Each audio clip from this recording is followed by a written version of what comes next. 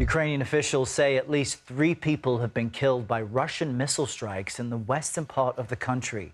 More than a dozen others were hurt in those attacks.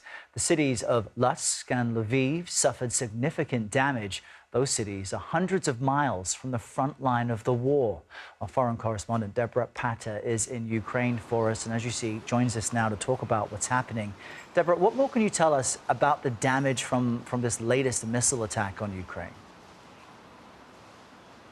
Well, Russian forces fired more than 24 missiles across Ukraine in the very early hours of this morning. And as you pointed out, what's unusual about this is that they hit 2 cities in the western part of the country, far from the front lines. According to Ukraine's Air Force, there were at least 28 cruise missiles, 16 of which were intercepted.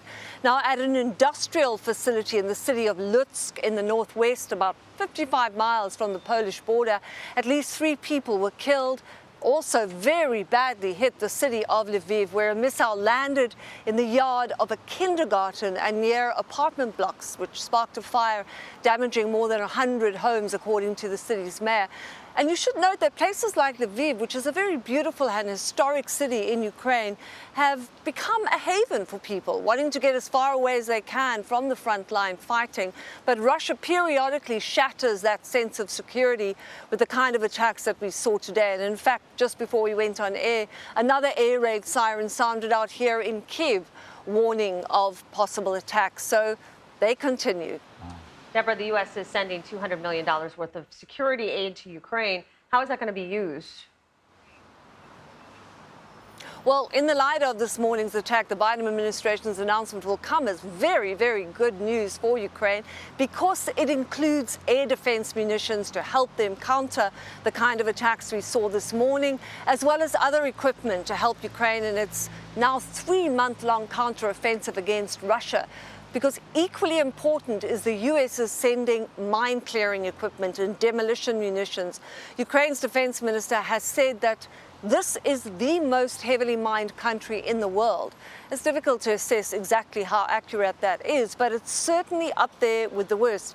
Estimates vary, but the territory affected is believed to be twice the size of the state of Indiana.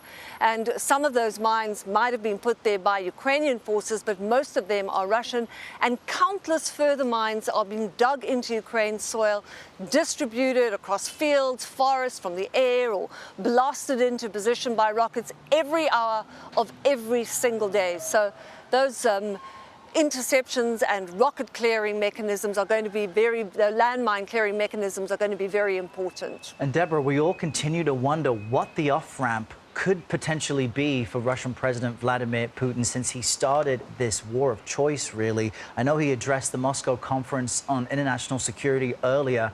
What did he have to say? Well, this conference comes at a very pivotal point for Russia. You're talking about an exit point, as its currency has all but collapsed. It was billed as its annual security event. It's basically shoring up Russia's military alliances outside of the West. As those sanctions bite, Vladimir Putin, Errol, needs all the friends he can get.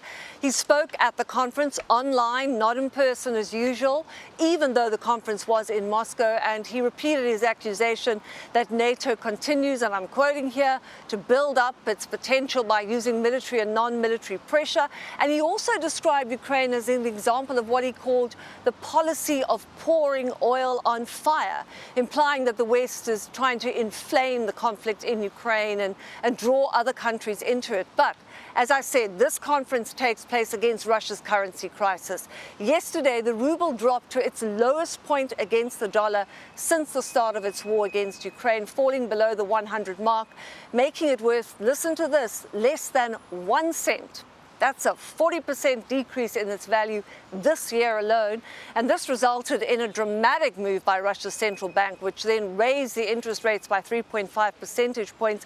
Of course, that then raises the question of what it means for Putin's capacity to wage his war non-stop and ongoing.